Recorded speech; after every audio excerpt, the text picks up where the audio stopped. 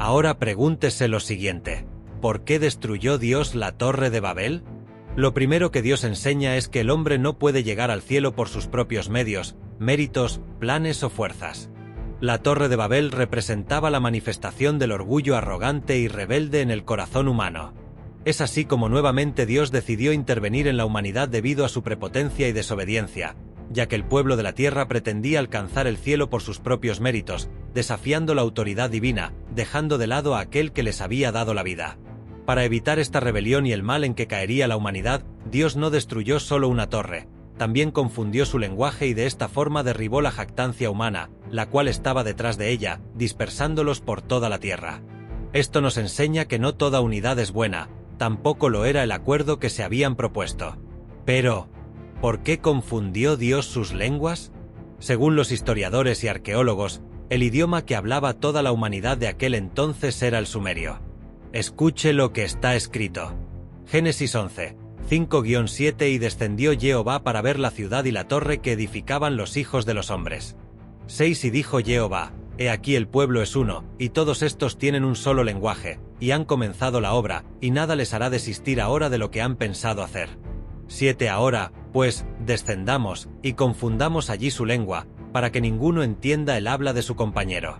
El lenguaje colectivo no era solo para hablar, era una llave. El idioma unificado de Babel habría servido como herramienta de manifestación. Cada palabra y cada intención podía influir en la realidad material y espiritual. En sí, la torre funcionaba como punto focal de esa energía. Hablar el mismo idioma se convirtió en una herramienta de poder, pues permitió a la humanidad cooperar en un proyecto gigantesco. Esto daba una gran ventaja: la unidad de pensamiento y voluntad. Ahora bien, la confusión de lenguas no fue solo física, sino una ruptura de esa energía, impidiendo que la humanidad manipulara fuerzas superiores de manera colectiva.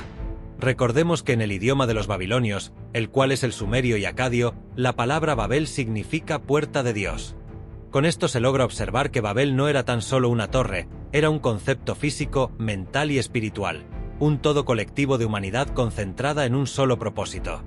En este contexto, la confusión es sinónimo de separación de conciencia. Al romper el lenguaje, también se rompería la conexión mental y colectiva. Este rompimiento dispersaría, no solo cuerpos, sino también mentes, conexiones, propósitos, ideas, cultura, espiritualidad y control global. Se acuerda de aquel famoso refrán: divide y vencerás. Nimrod y el pueblo entero se rebeló contra el mandato de Dios de llenar la tierra. Ellos querían quedarse en Sinar para que su centro de mando fuese la torre. Ahora bien, el verso 6 nos brinda el tipo de decisión que habían tomado: nada les retraerá o nada los hará desistir de lo que han pensado hacer. Esta no era cualquier declaración. Dios miró que el pueblo era uno, y que llevarían a cabo lo que se propusieron, estaban tan unidos que harían todo lo que se habían propuesto realizar. Por tal motivo Dios mismo tuvo que intervenir tal y como lo hizo en los tiempos de Noé. Cuando Dios interviene así en la historia del hombre, es para librarlo de algo sumamente peligroso. Es en este punto que usted se debe preguntar lo siguiente: ¿qué fue lo que Dios realmente rompió en Sinar? En el idioma hebreo, Babel significa confusión, pues allí confundió el Señor sus lenguas. Cuando Dios confundió los idiomas, no solo cambió la forma de hablar de las personas, rompió algo mucho más profundo. Rompió la unidad absoluta. Y esto cambió la historia de la humanidad para siempre, porque a partir de ese momento en adelante nacieron los linajes, las lenguas, los pueblos, las tribus, las naciones y las culturas. Este es el resultado inevitable de cualquier unión que excluye a Dios. Al confundir sus lenguas, lo que realmente destruyó Dios allí fue el poder del acuerdo. Al romper el acuerdo de todos ellos, reduciría en gran manera su poder de propósito y orgullo. Oh, si los hijos de Dios se dieran cuenta o se percatara del poder inmenso que tiene el acuerdo, todo cambiaría. ¿Cuál fue el resultado de esta intervención divina? Génesis 11, 8-9 Así los esparció Jehová desde allí sobre la faz de toda la tierra, y dejaron de edificar la ciudad. 9 Por esto fue llamado el nombre de ella Babel, porque allí confundió Jehová el lenguaje de toda la tierra, y desde allí los esparció sobre la faz de toda la tierra. Recuerde que las creencias y las palabras pueden crear o alterar la percepción de la realidad. La humanidad, al perder el acceso al único lenguaje, perdió su capacidad de dominar el mundo. Simbólicamente, esto representaba un freno al poder colectivo. El resultado de esto fue el esparcimiento. Dejaron de edificar. Después de que querían hacerse un nombre, Dios mismo se los puso, Babel, porque allí confundió Jehová el lenguaje de toda la tierra, y desde allí los esparció sobre la faz de toda la tierra. Jesús fue claro al decir en Mateo 12 y 25, todo reino dividido contra sí mismo es asolado, y toda ciudad o casa dividida contra sí misma no permanecerá. Es claro que también había otro motivo por el cual Dios intervino de esta manera tan drástica sobre toda la humanidad. Escuche lo que dicen las Escrituras. Génesis 9, 1 bendijo Dios a Noé y a sus hijos, y les dijo, fructificad y multiplicaos, y llenad la tierra. Dios le había dado un mandamiento a Noé y a sus hijos. Llenen la tierra. Nunca les dijo que se quedaran en un solo lugar. Toda la tierra debía ser poblada. Con 15.000 habitantes en un solo lugar esto no iba a suceder. ¿Qué nos enseña realmente el relato de la Torre de Babel? Nos enseña que esta es una historia antigua, pero con repercusiones filosóficas actuales. Hubo un momento en la historia en el que toda la humanidad hablaba el mismo idioma. Pensaban igual. Soñaban igual. Y tenían un mismo propósito. Pero ese propósito no era buscar a Dios, era reemplazarlo. Sin duda alguna, cada generación construirá sus propias torres. Es así como esta narración nos hace reflexionar en algo trascendental. La Torre de Babel no es solo una historia ancestral, es un espejo de lo que el ser humano sigue intentando hacer hasta el día de hoy, reemplazar al Creador. Aquí es donde todo se vuelve aún más interesante. Porque la verdadera pregunta no es qué ocurrió en el pasado. La pregunta más crucial es la siguiente: ¿está la humanidad intentando construir nuevamente una torre? Hoy el mundo vuelve a unificarse. El globalismo y la globalización están interconectando fuertemente a toda la humanidad, estableciendo su propia cultura, tecnología, economía e ideología política. Lo que todo esto busca es lo mismo que en aquella torre, un nuevo orden mundial.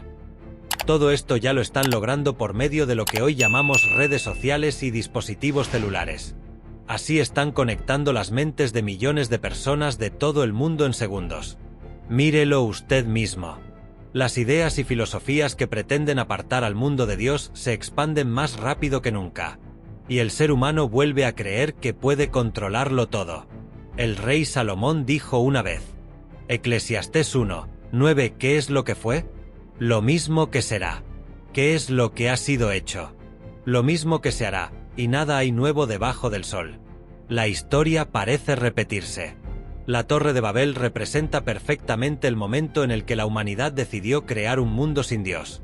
El momento en el que el hombre creyó que podía llegar al cielo por sus propias fuerzas.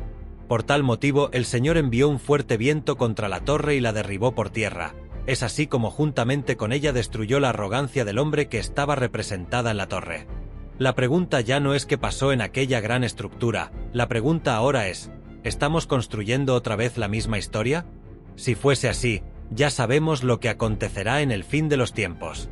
La manifestación y caída del último líder mundial y todo su sistema de control humano. En el siguiente pasaje usted observará el nivel tecnológico y científico al que llegará toda la humanidad, juntamente con sus filosofías apóstatas y destructivas. Escuche lo que dice el libro de Revelaciones. Apocalipsis 13, 14-17 y engaña a los moradores de la tierra con las señales que se le ha permitido hacer en presencia de la bestia, mandando a los moradores de la tierra que le hagan imagen a la bestia que tiene la herida de espada, y vivió. 15 y se le permitió infundir aliento a la imagen de la bestia, para que la imagen hablase e hiciese matar a todo el que no la adorase. 16 y hacía que a todos, pequeños y grandes, ricos y pobres, libres y esclavos, se les pusiese una marca en la mano derecha, o en la frente. 17 y que ninguno pudiese comprar ni vender, sino el que tuviese la marca o el nombre de la bestia, o el número de su nombre. Esté muy atento a esto que le voy a decir. El misterio de la iniquidad ya está en acción, y a diferencia de Nimrod, este último líder mundial se manifestará por obra de Satanás. Sin embargo, no logrará engañar a todos. Pero, ¿a quién será que este ser maligno logrará engañar? Escuche lo que está escrito. 2 Tesalonicenses 2, 7-12 porque ya está en acción el misterio de la iniquidad, solo que hay quien al presente lo detiene, hasta que a su vez sea quitado de en medio. 8. Y entonces se manifestará aquel inicuo, a quien el Señor matará con el espíritu de su boca, y destruirá con el resplandor de su venida. 9. Inicuo cuyo advenimiento es por obra de Satanás, con gran poder y señales y prodigios mentirosos. 10. Y con todo engaño de iniquidad para los que se pierden, por cuanto no recibieron el amor de la verdad para ser salvos. 11. Por esto Dios les envía un poder engañoso, para que crean la mentira. 12. A fin de que sean condenados todos los que no creyeron a la verdad, sino que se complacieron en la injusticia. Deseo que reflexionen el punto central de esta historia. La Torre de Babel no fue destruida solo por lo que era, sino por lo que representaba. No era simplemente una estructura de ladrillos elevándose hacia el cielo, era el reflejo de un corazón humano que, una vez más, decidió avanzar sin Dios. Un corazón que confundió unidad con control, conocimiento con poder, y progreso con autosuficiencia. Pero aquí es donde esta historia deja de ser antigua, y se vuelve incómodamente actual. Cada idea que adoptamos, cada sistema que seguimos, cada vez que creemos que podemos hacerlo todo por nuestra cuenta, colocamos un ladrillo más en nuestra propia torre. Y tal vez, sin percatarnos de ello, estamos intentando llegar al cielo sin mirar al Creador.